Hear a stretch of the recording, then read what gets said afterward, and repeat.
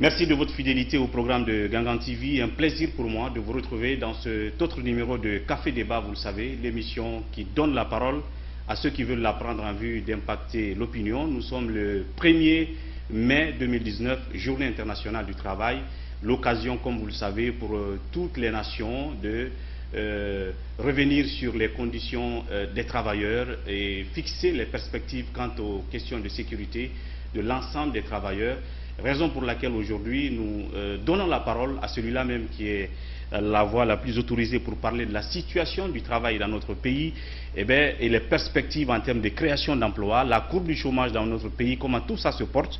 Ici donc pour en parler, Monsieur Lansana Komara, ministre de l'enseignement technique, de la formation professionnelle, de l'emploi et du travail, qui est notre invité du jour. Monsieur le ministre, merci de nous recevoir ici chez vous. Merci. Merci surtout de la disponibilité.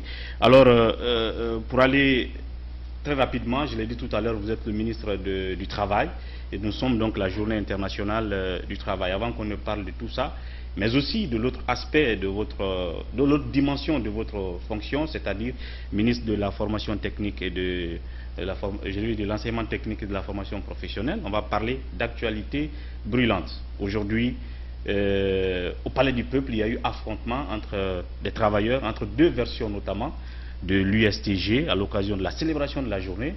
Quelle est votre réaction? Comment vous avez vécu cette scène du côté du Palais du Peuple en tant que ministre du Travail? Je vous remercie beaucoup. D'abord, je voudrais saluer tous les travailleurs de Guinée et souhaiter à toutes les centrales syndicales de Guinée bonne fête, sans exclusion. Je voudrais souhaiter à toutes les centrales bonne fête le 1er mai. Et je voudrais aussi remercier le chef de l'État, le professeur Alpha Condé, qui s'est toujours engagé du côté des travailleurs de Guinée pour l'amélioration des conditions de vie des travailleurs. Ceci dit, pour revenir à votre question, la situation de ce matin au Palais du Peuple est vraiment déplorable. Il faut le dire, il faut dire la vérité. Ça n'honore pas notre pays. Parce que quand des Guinéens se mettent à se jeter des pierres pendant une fête internationale dédiée aux travailleurs, de surcroît les travailleurs, les représentants des travailleurs, je ne sais pas les travailleurs, mais les représentants des travailleurs, ça n'honore pas vraiment notre pays. Et c'est regrettable, c'est tout ce que je peux dire. Et je souhaite que ce genre de choses ne se répète plus et que vraiment nous partions désormais à l'unisson pour fêter ensemble, quelles que soient les contradictions internes entre nous. Est-ce que, je l'ai dit, nous sommes la journée internationale du travail, le Palais du Peuple a été, en tout cas l'esplanade du Palais du Peuple a été apprêtée, préparée pour recevoir des centaines de milliers de travailleurs pour venir célébrer cette journée, exprimer leurs problèmes à vous, ministre du Travail, et plus loin au président de la République, dans une atmosphère d'accalmie et d'ambiance. Mais voilà tout ça a été chamboulé par cet incident, cet accrochage, cet affrontement entre deux versions d'une centrale syndicale, parce qu'il y en a plusieurs quand même. Il s'agit de l'USTG. Est-ce que ce n'est pas le signe d'une certaine anarchie dans le milieu syndical dans notre pays? Et là-dessus, vous tirez quelles leçons pour solutionner ce genre de situation à l'avenir en tant que ministre du Travail? Mais bon, depuis un bon moment, dans le milieu syndical, il n'y a pas d'entente. Chacun tire la couverture de son côté. Mais tout ce que nous pouvons le dire, et nous avons toujours dit, c'est de travailler dans l'intérêt des travailleurs, de se mettre à la disposition des travailleurs. Il ne faut pas que les uns et les autres pensent que c'est moi et moi, c'est-à-dire moi ou rien. Bien. Donc, ce genre de combat de coq d'ego, nous souhaitons que cela cesse, parce que nous voulons faire avancer notre pays, nous voulons faire avancer les travailleurs. Donc, les intérêts personnels, nous souhaiterons que ça cesse pour que nous regardions dans la même direction. Mais nous, en tant qu'autorité, nous n'avons pas le droit de nous immixer dans les affaires intérieures des syndicats. La loi nous l'interdit. Bien. Mais alors, vous n'allez quand même pas observer aussi ce qui se passe comme la scène d'aujourd'hui au Palais du Peuple. Qu'est-ce que vous allez faire? Est-ce que vous allez appeler les deux parties? Ces versions dites version Abdoulaye Sow et version Camara de l'USTG. C'est vrai que vous n'allez pas vous immixer, mais est-ce que vous allez entamer une sorte de médiation ou, je ne sais pas, interpeller à l'international leur tutelle pour qu'ils cessent ce genre de scène naturellement, sur la place publique? Naturellement, nous allons interpeller à l'international pour que le BIT, qui est arbitre, vienne arbitrer afin que vraiment cela cesse dans notre pays. Mais nous, la loi nous l'interdit catégoriquement de nous immixer dans les affaires intérieures des syndicats. Donc ce qui a fait qu'aujourd'hui, que malheureusement les discours officiels n'ont pas pu être tenus, si je ne me trompe là-dessus.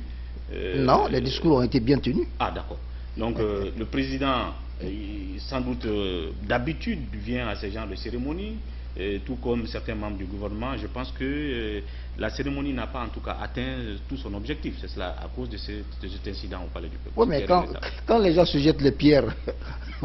le président ne peut pas venir naturellement. Vous imaginez ce que ça veut dire? Ouais. Bon. Bien. Mais qu'à cela ne tienne, nous avons fait passer quand même le message du gouvernement. Vous pouvez avoir des copies sur le net. Nous avons fait passer le message du gouvernement. Et je crois que c'est largement suffisant. Et ça atteint quand même les cibles. Et justement, en parlant de ce message du gouvernement, quelle est la quintessence de ce message en cette occasion de la journée du travail? Nous avons rappelé tout ce que le gouvernement a fait depuis pour le monde syndical, pour les travailleurs. C'est ce que nous avons rappelé dans le message. Les copies se trouvent sur le net, vous allez consulter. Et nous avons demandé aux syndicalistes quand même qu'ils fassent preuve d'unité, même s'ils ne sont pas unis, pendant les moments vraiment comme le 1er mai.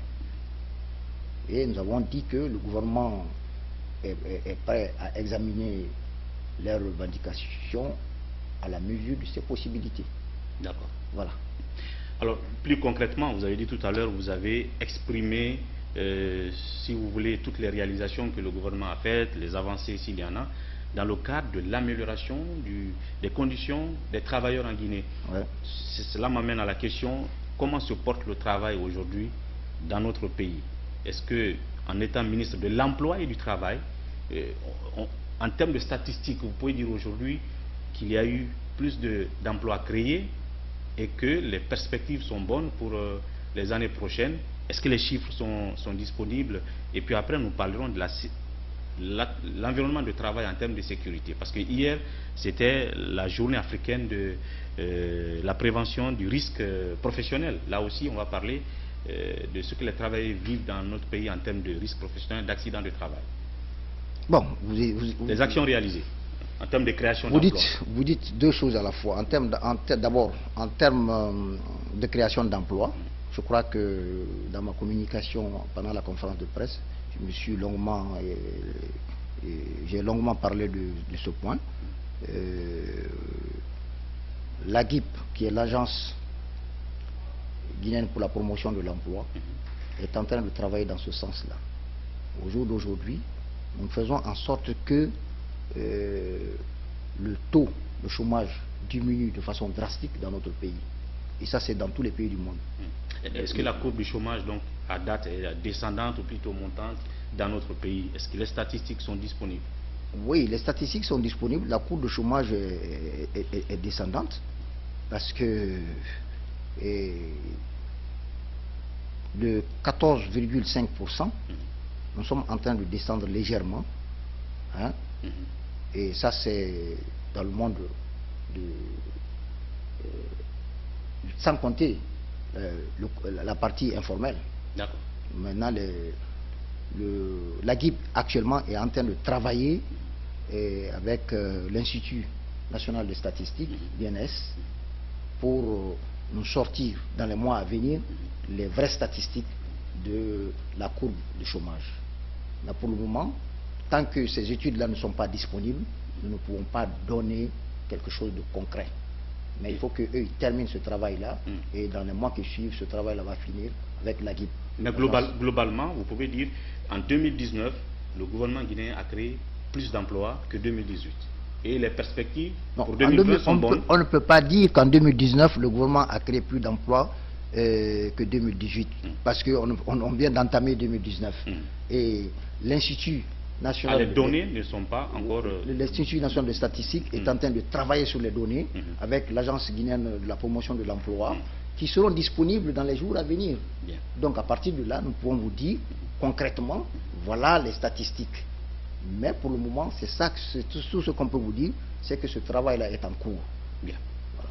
Et j'ai dit qu'hier, c'était la journée africaine de prévention, de la prévention du risque professionnel. Là, je veux bien rappeler certaines dénonciations des syndicalistes qui, par exemple, disaient qu'il y a des employés, des entreprises, par exemple, dans le secteur privé, qui sont, en fait, si on peut dire, inscrits à la Caisse nationale de sécurité sociale.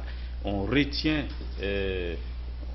on observe les retenues sur salaire, donc, sur ce qu'ils ont par mois, qu'on reverse à la Caisse de sécurité sociale, dans le but que, quand ils sont victimes d'accidents de travail un jour, que la Caisse puisse les venir en aide. Mais ils pensent que cela n'est pas fait par la Caisse.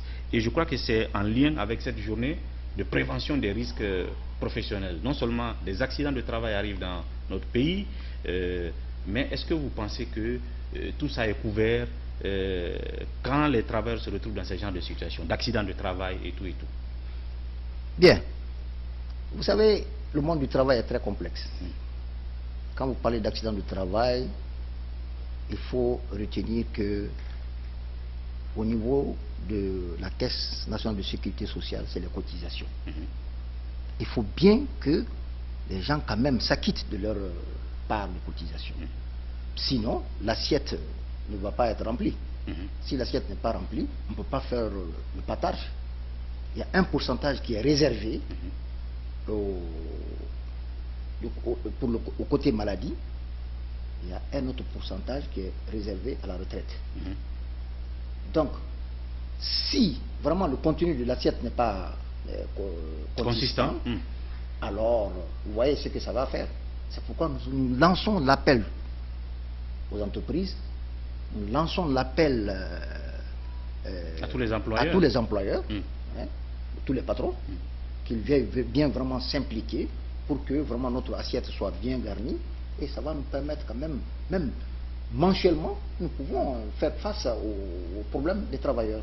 Mais que dites-vous déjà des entreprises, des employeurs qui ont déjà souscrit ou fait souscrire leurs employés à la Caisse, qui reversent chaque fois ces retenues-là vers la Caisse, et qui disent, quand par exemple nous avons un employé qui a un accident de travail, la part de participation de la Caisse n'est pas réalisée.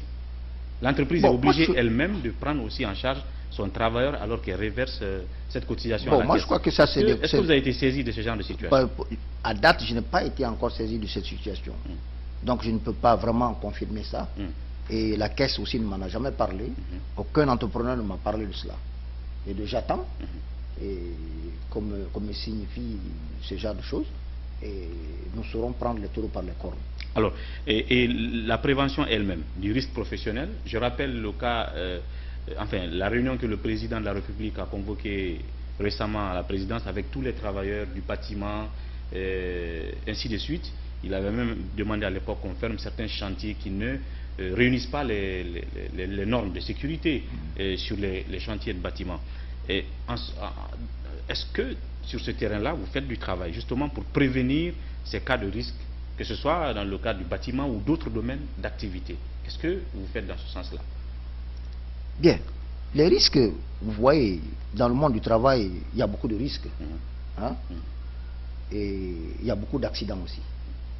C'est pourquoi mon département, à travers la Caisse nationale de sécurité sociale, essaye, s'emploie dans tous les sens pour que vraiment ces risques-là diminuent dans les entreprises.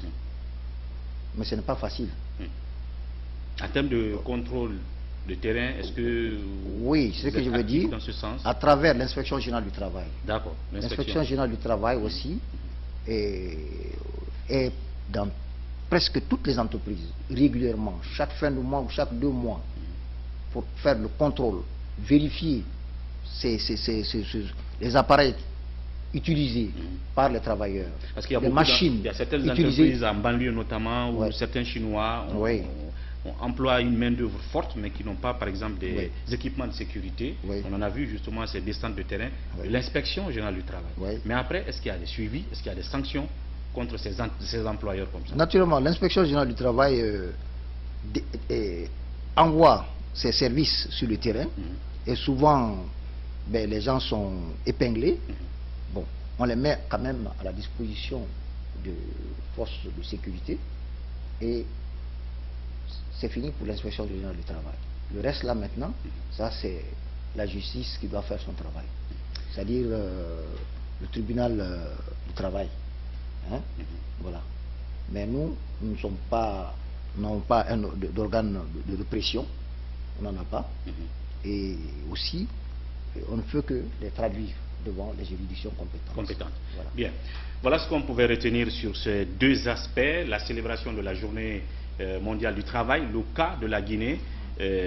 Évidemment, le taux de création d'emplois, les perspectives en termes d'emploi dans notre pays. Et puis, dans la deuxième partie, tout de suite, en 10 minutes chrono, nous parlerons pratiquement du contenu de la formation, parce qu'il est aussi le ministre de l'enseignement technique et de la formation professionnelle. Quelle est la situation aussi de ce secteur dans notre pays? Il va nous en parler, mais juste après la pause, nous nous retrouvons.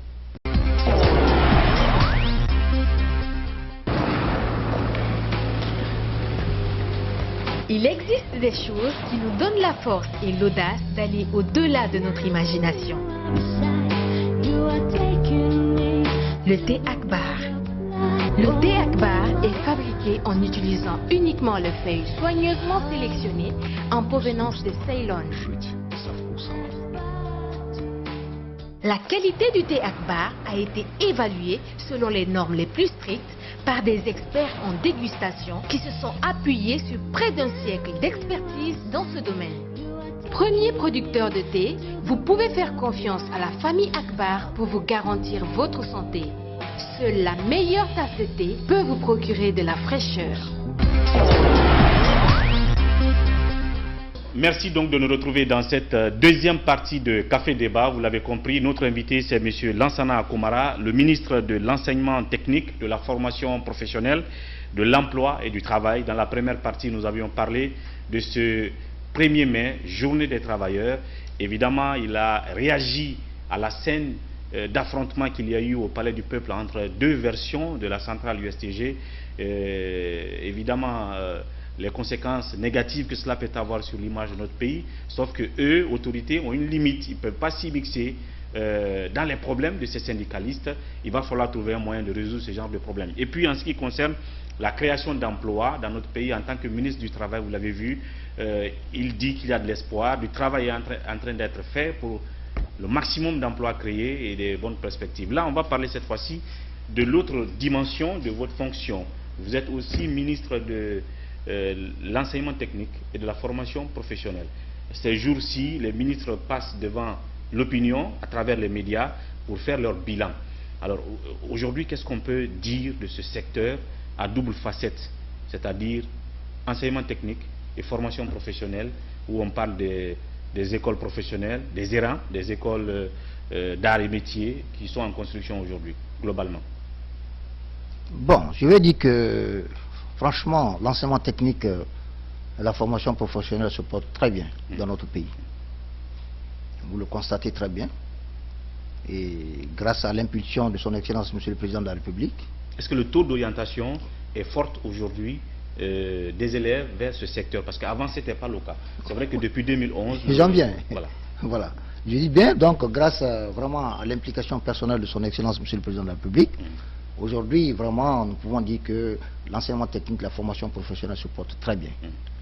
Et de 2010 aujourd'hui, nous avons un fort taux d'orientation dans nos écoles professionnelles, ce qui n'était pas avant.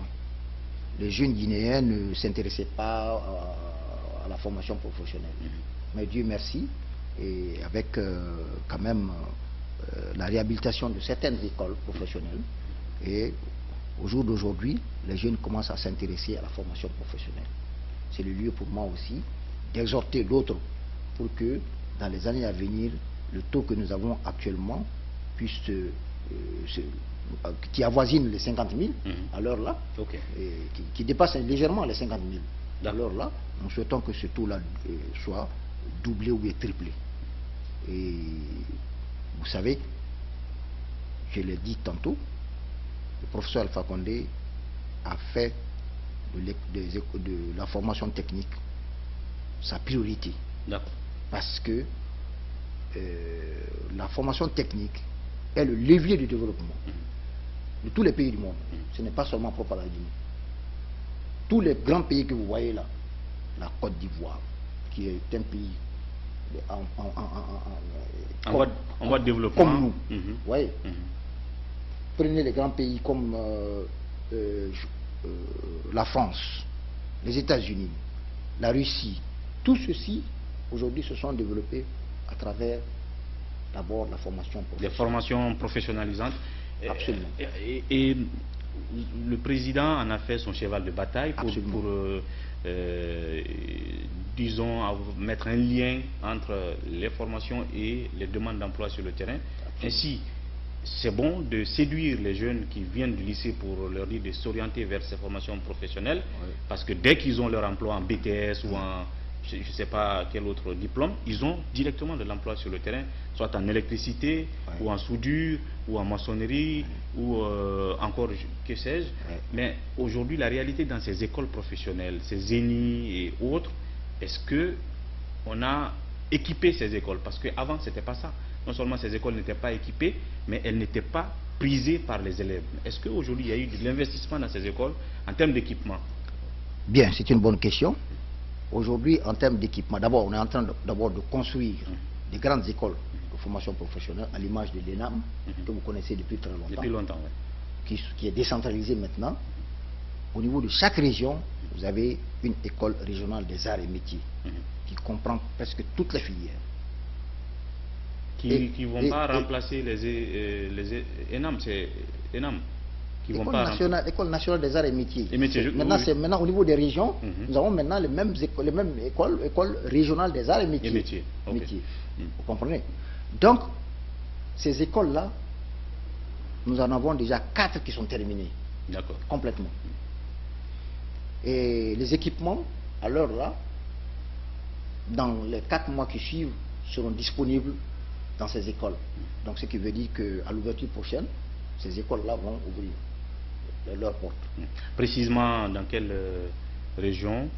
Dans la région de Labé, Boké, Zérékoré, Assigirine pour la région de Kankan. Les 4 là, en priorité d'abord, vont ouvrir. Et après 2 autres vont suivre. C'est-à-dire la région de Conakry à travers Koya, la région de Farana à Dabola. Donc les 2 autres vont suivre. Il va rester 2 dont les études sont complètement terminées. Et le financement est bouclé. Ce sera Kindia et Mam.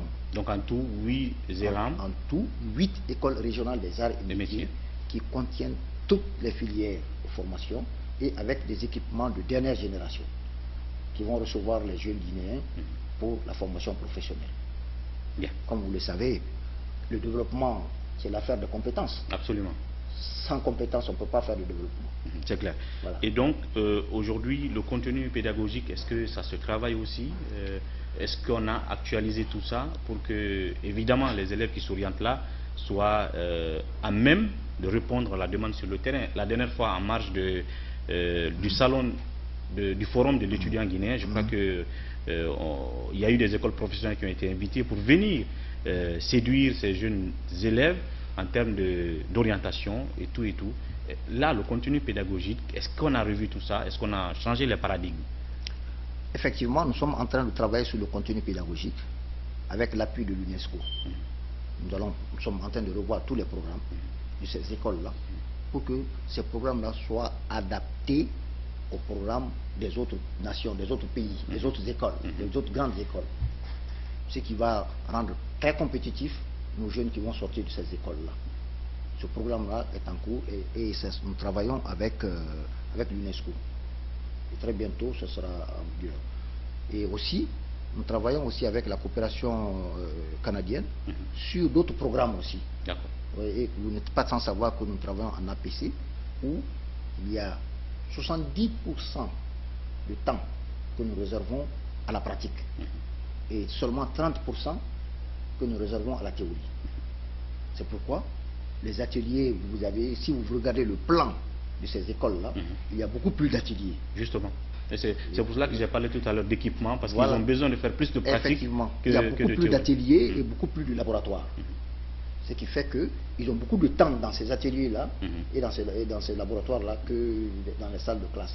Ce qui fait la différence, beaucoup de différence entre la formation professionnelle, l'enseignement technique et les autres filières de formation. Et les autres écoles.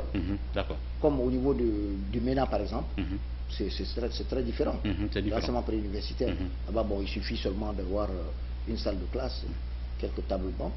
C'est les cours. Une boîte de craie et un maître. Complètement théorique. Ça démarre. Mais nous, on ne peut pas démarrer avec ça. Tu peux avoir les salles de classe, boîte de craie, table banc, mais ça ne démarre pas. Il faut des équipements. Il faut des équipements de pratique. Voilà, parce que nous avons 70% de temps dans les ateliers et dans les laboratoires. Et aujourd'hui, on peut dire qu'on n'a pas de problème à ce niveau. On a des équipements. À ce niveau, nous avons lancé l'appel d'offres pour les équipements qui seront très, très bientôt disponibles parce que le financement est déjà là.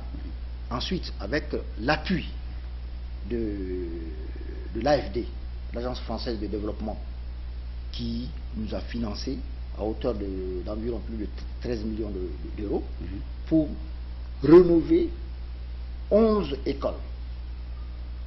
11 écoles. D'accord. Donc, ce programme-là aussi est en cours. D'ici fin juin,